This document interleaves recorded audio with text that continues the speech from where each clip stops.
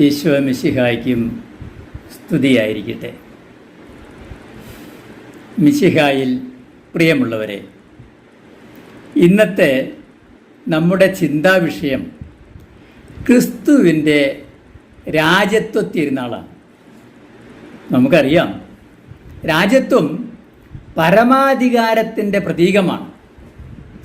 ക്രിസ്തുവിൻ്റെ രാജത്വ തിരുനാളിൻ്റെ പശ്ചാത്തലം പരിശോധിച്ചാൽ 1918 ഒന്നാം ലോക മഹായുദ്ധം അവസാനിച്ചതോടെ രാജ്യങ്ങൾ തമ്മിൽ അധിനിവേശത്തിനായുള്ള മത്സരങ്ങൾ ശക്തിപ്പെട്ടു.